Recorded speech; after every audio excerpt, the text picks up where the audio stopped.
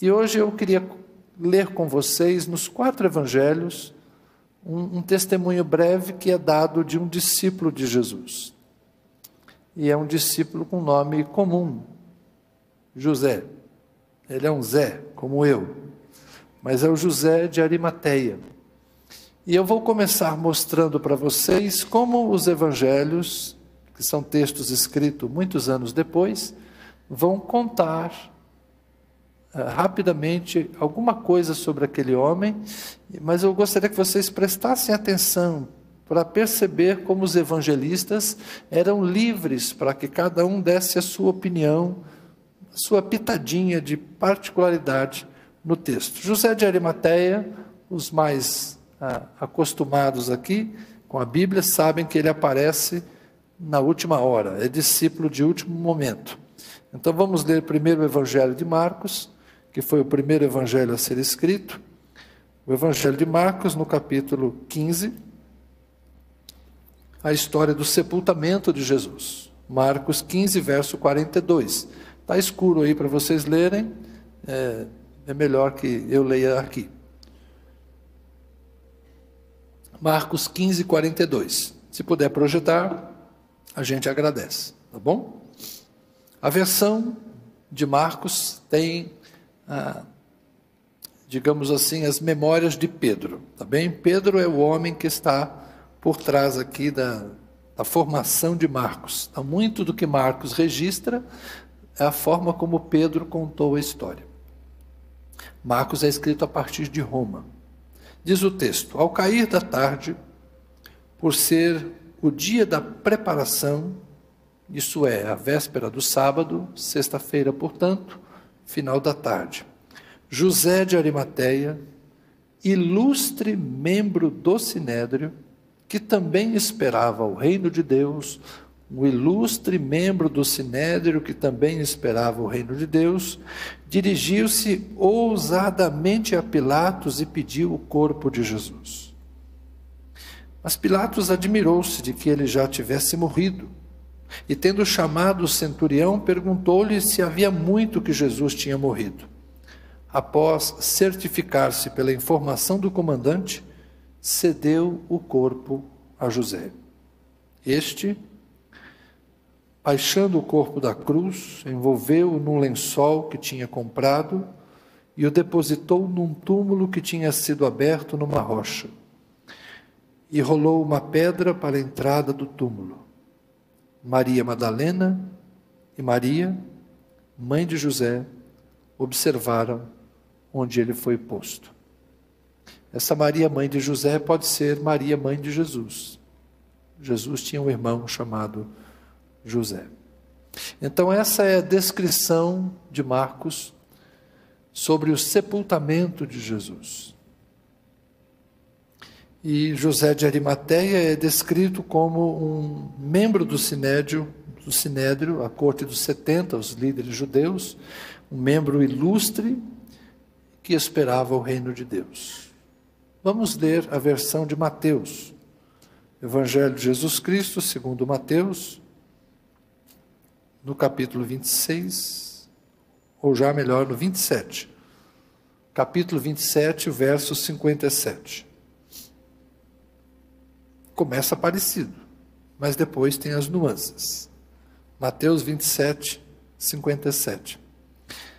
Ao cair da tarde, veio um homem rico de Arimateia, chamado José, que era também discípulo de Jesus. Observem que Mateus omite aqui a função dele no Sinédrio. Ao cair da tarde, vem um homem rico de Arimateia. Em Marcos, ele é um ilustre membro do Sinédrio. Aqui ele é um homem rico de Arimateia, chamado José, que era também discípulo de Jesus. Este foi até Pilatos e lhe pediu o corpo de Jesus. Então Pilatos mandou que o corpo lhe fosse entregue. Veja que não há aquela cena do centurião, vem aqui, responde, explica. Não. Pilatos mandou que o corpo lhe fosse entregue. José, levando o corpo, envolveu-o num lençol limpo de linho e o depositou no seu túmulo novo. Aqui Mateus acrescenta que o túmulo é de José, de Arimateia. Marcos diz apenas num túmulo que havia sido aberto, numa rocha. Mas Mateus diz, no seu túmulo novo, que ele tinha mandado abrir na rocha. E rolando uma grande pedra para a entrada do túmulo, foi embora. Estavam ali sentadas, em frente do túmulo, Maria Madalena e a outra Maria. A versão de Lucas, capítulo 23, a partir do verso 50.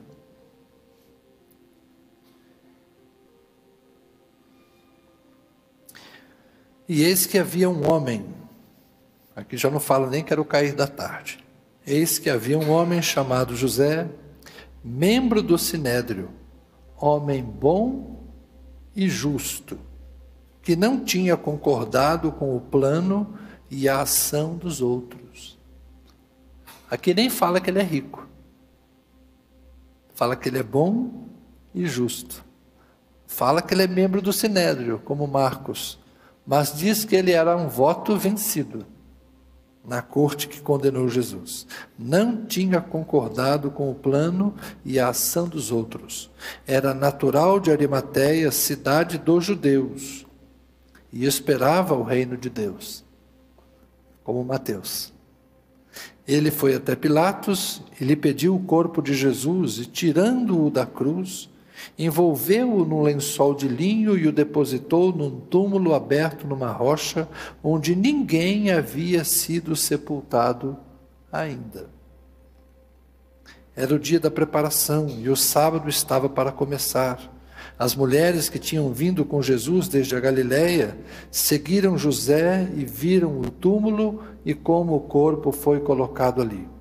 Então se retiraram para preparar óleos aromáticos e perfumes, e no sábado descansaram segundo o mandamento. Lucas está centrado em quem? No sepultamento, mas também nas mulheres. Ele descreve, em dado momento, depois do sepultamento, as mulheres vieram, seguiram, viram, e elas se retiraram e foram preparar as especiarias para depois do sábado prepararem melhor o corpo de Jesus. Então percebam que há pequenos detalhes, né? Lucas valoriza mais aqui a ação das mulheres, embora não as nomeie. Lucas fala apenas as mulheres. Depois ele vai dar os nomes na ressurreição. Por fim, o relato de João, capítulo 19, verso 38.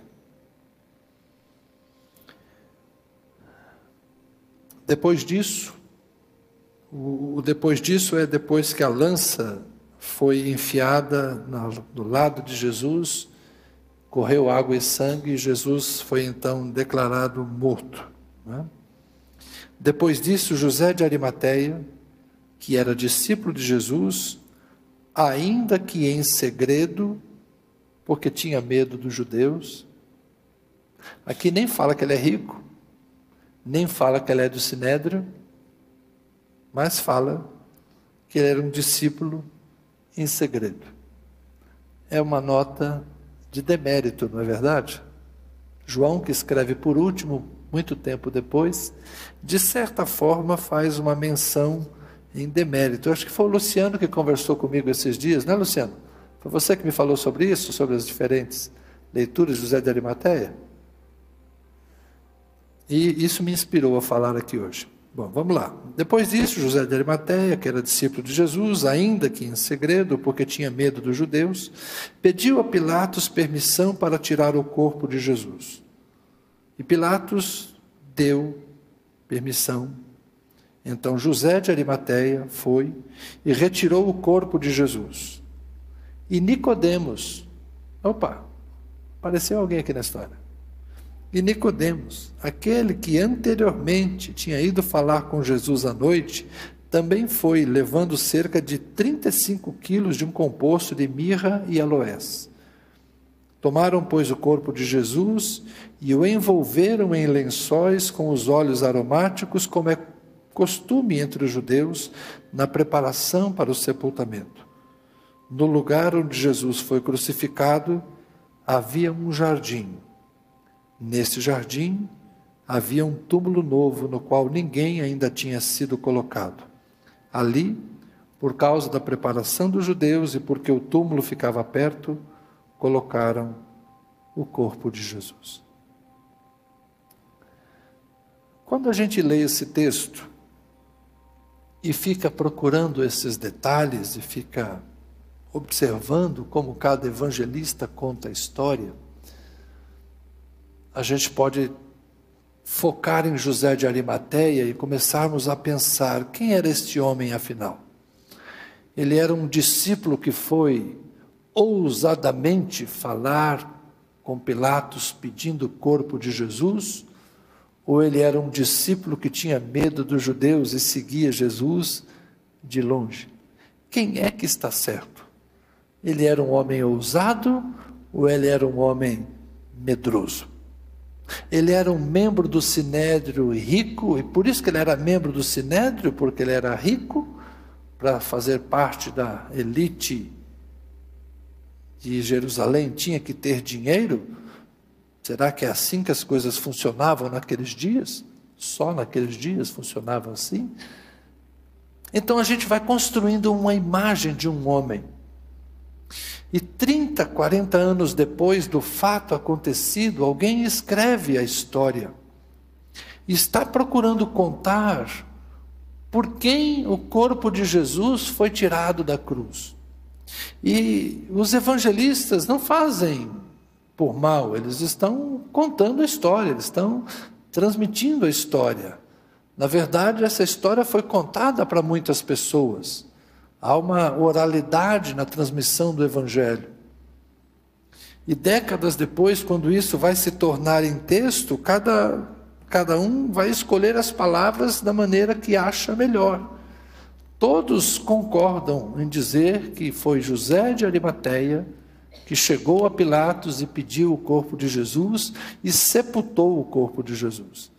Um modifica um pouquinho, o túmulo era dele, o outro diz que o túmulo era novo. João dá detalhes, o túmulo estava no jardim, o jardim era perto do lugar do sepultamento, e alguns que foram lá a Jerusalém vão entrar na igreja do Santo Sepulcro, e se são evangélicos vão dizer assim: olha, eu entrei na igreja do Santo Sepulcro e não senti nada.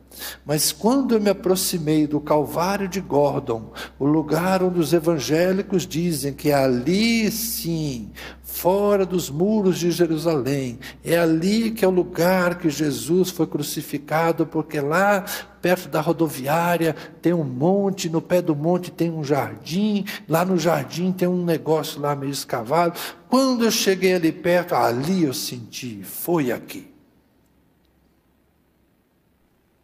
Então essas coisas emocionais vão ocupando a nossa mente, não é?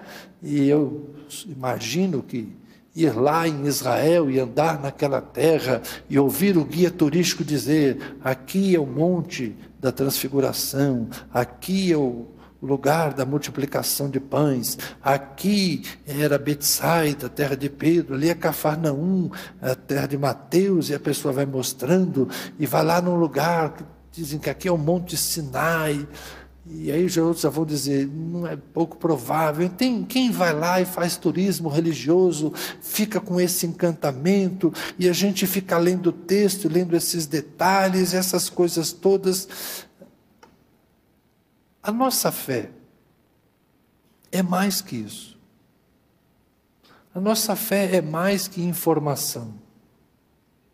A nossa fé é mais que geografia. Honestamente, não faz muita diferença se o monte é aqui ou se o monte é ali. Se Jesus foi sepultado nessa região aqui ou se foi sepultado nessa região ali. Não é isso hoje que importa. O que importa é que ele foi morto, ressuscitou e está vivo. Então, às vezes, a gente gasta muita energia para tentar olhar para coisas que não são importantes.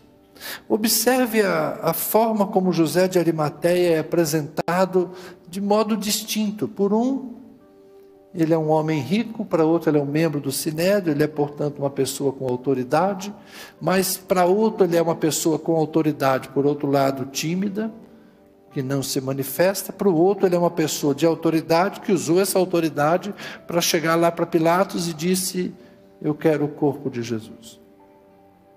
E a gente poderia ficar, cada um de nós aqui, analisando quem é José de Arimateia. E sabe o que nós seríamos? Julgadores de um homem que a gente nunca viu, que a gente não conhece, e só porque alguém disse alguma coisa acerca dele, a gente acha que tem o direito de ficar fazendo um sermão em cima do cara. E aí eu posso chegar aqui nesse púlpito e dizer: irmãos, não sejamos como José de Arimateia, que servia a Jesus, que seguia Jesus de longe, com medo dos judeus. Você aí, do outro lado dessa lente, o que você está fazendo aí? Seguindo Jesus de longe.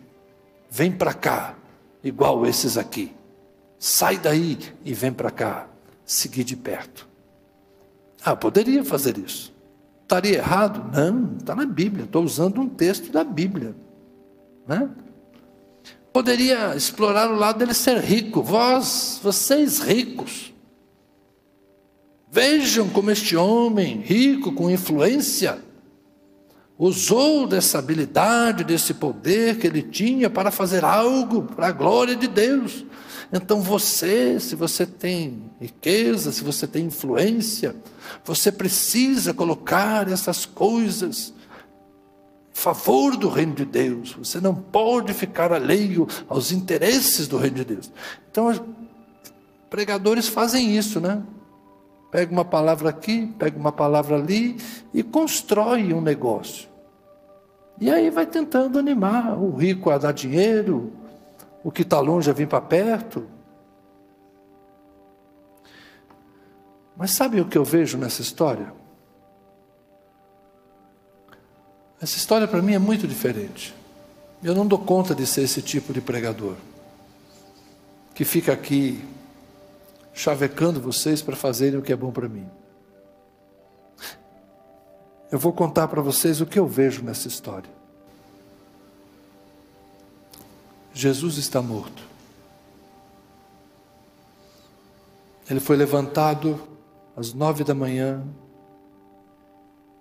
pregado numa madeira horizontal. Essa madeira foi erguida e fixada numa árvore, um resto de um tronco de árvore que havia lá.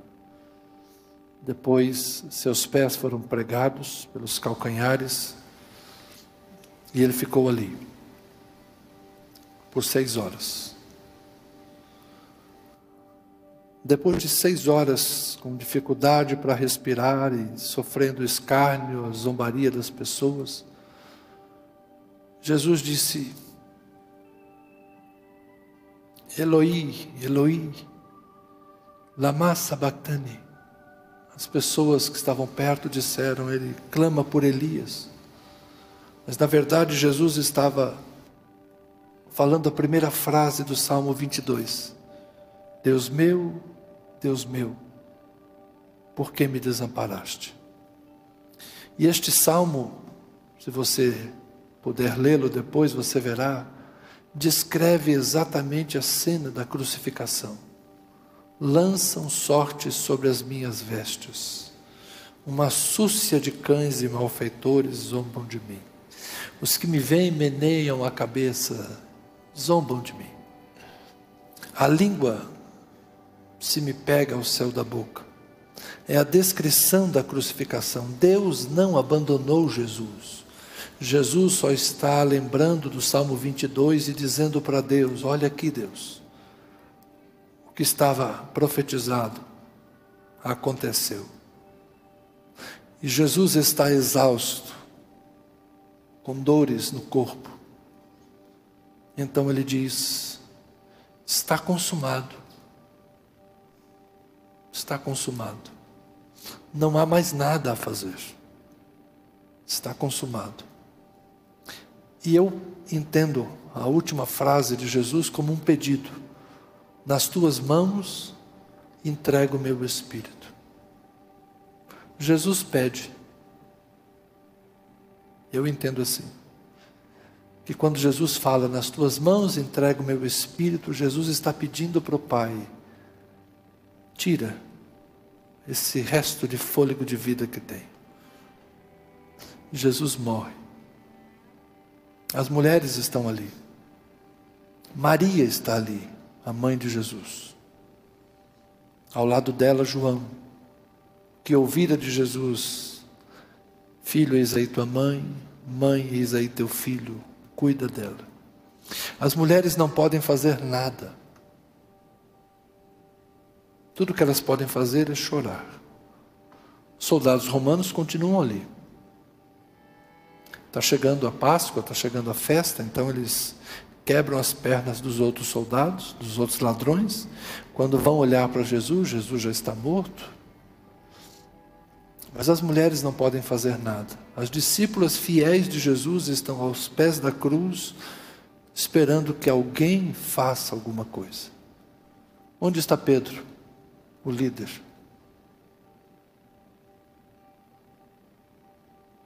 Onde estão os outros? Ainda bem que havia um homem rico, membro do Sinédrio, vindo de Arimateia, que tinha um túmulo que há pouco tempo ele mandou abrir, bem no pé daquele monte. Deus tem a sua providência. Deus tem seus caminhos. Deus tem o seu jeito. Deus não desamparou o corpo de seu filho. Deus não desamparou.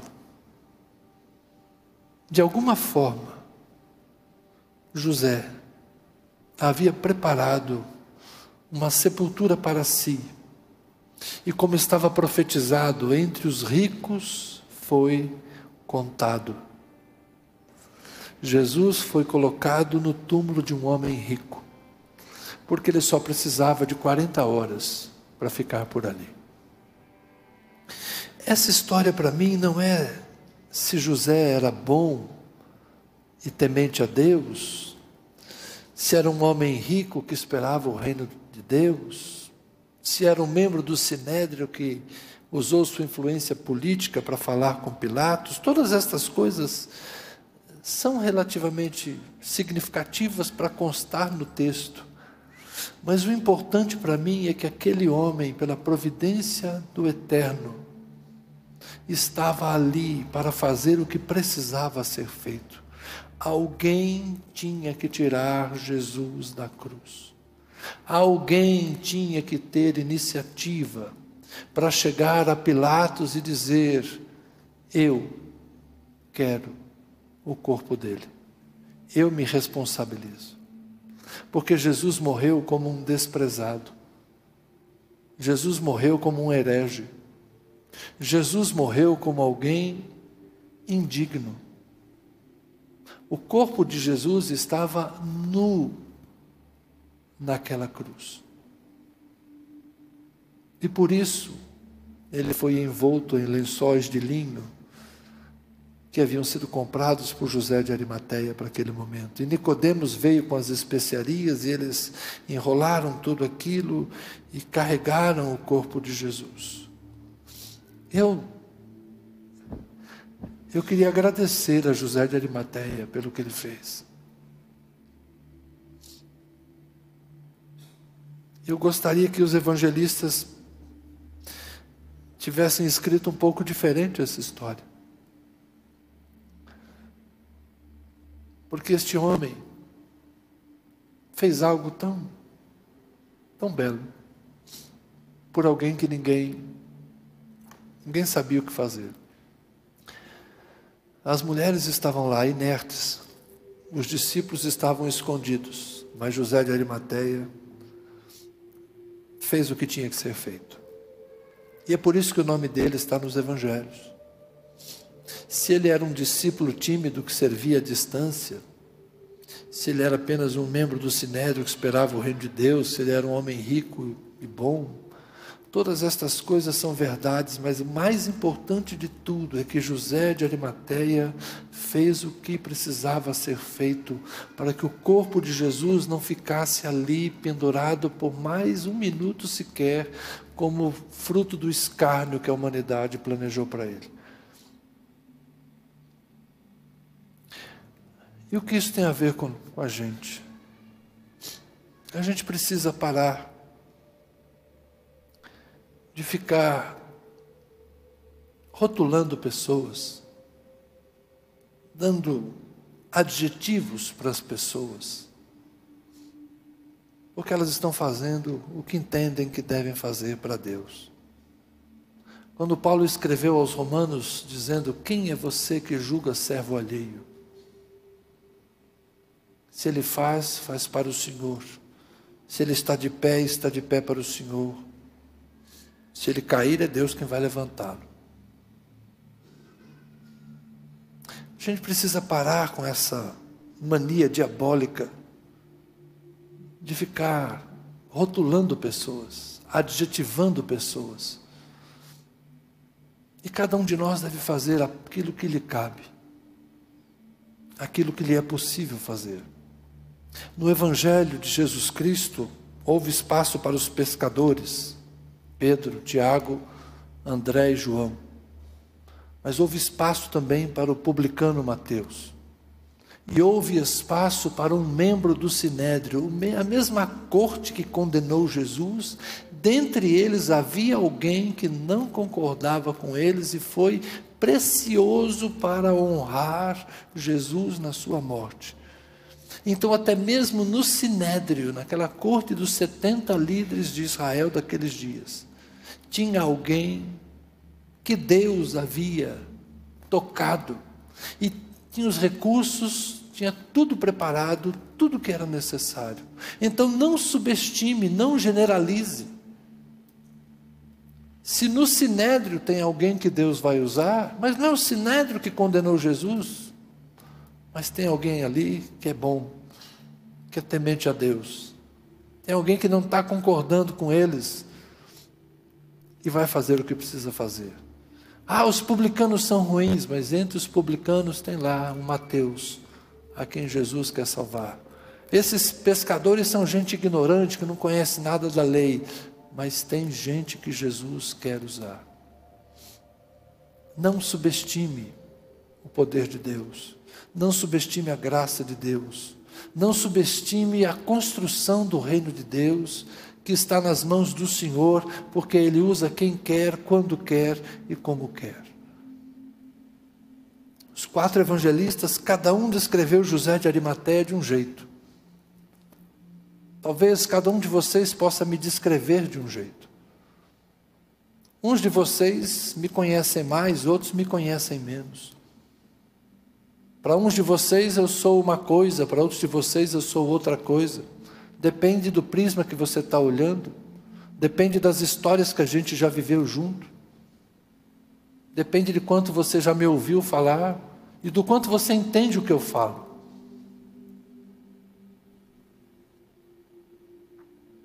Mas a mesma coisa se aplica a qualquer de vocês.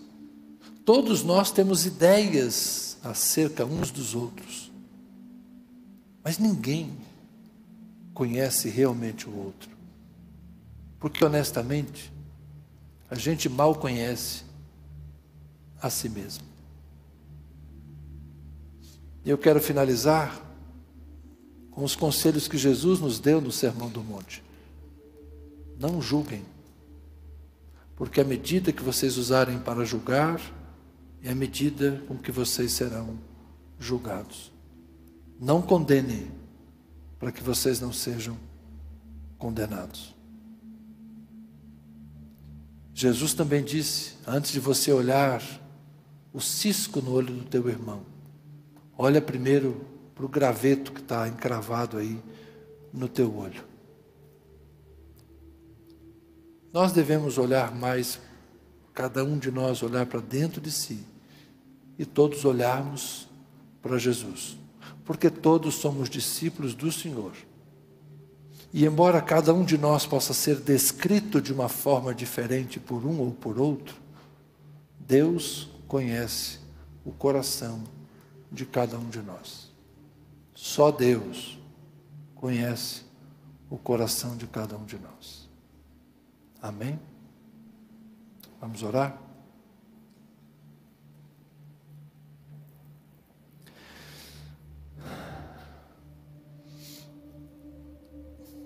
Como disse o salmista, Senhor, sonda-me e me conheces.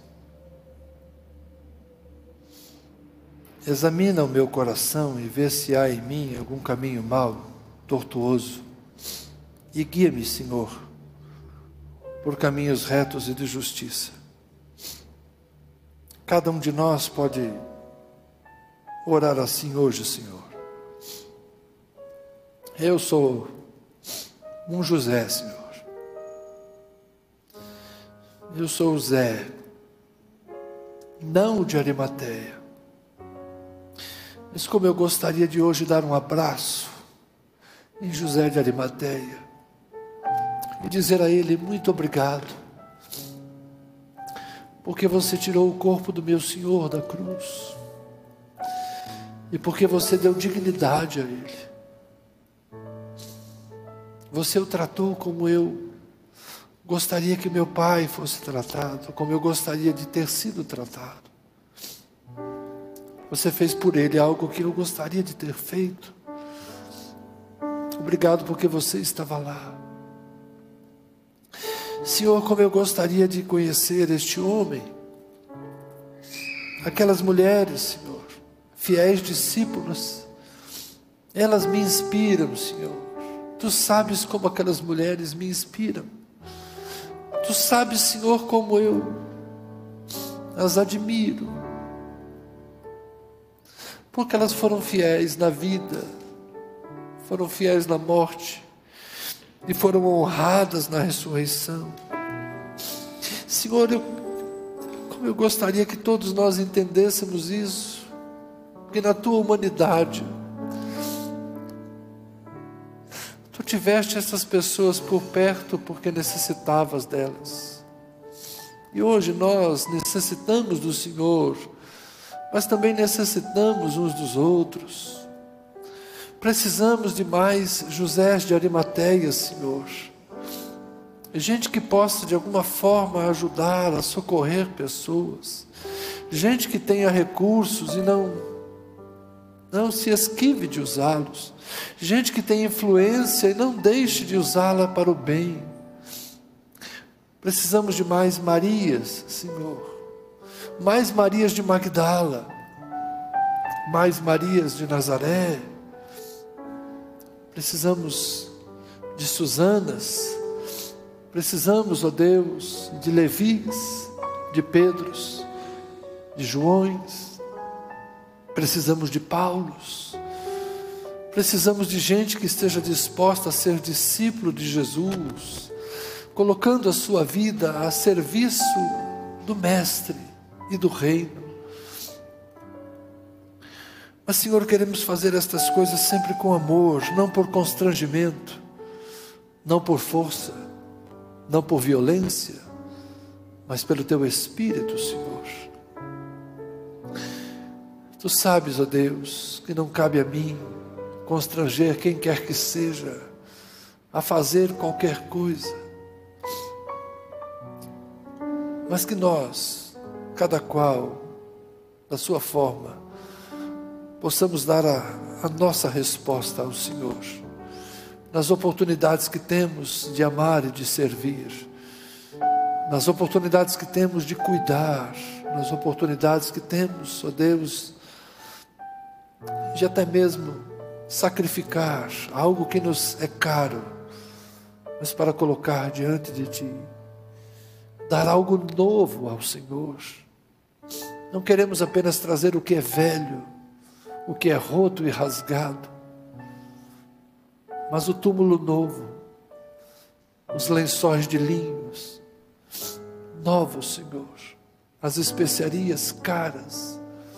Nós queremos trazer ao Senhor aquilo que é próprio para o momento, não mais e não menos do que o necessário, Senhor.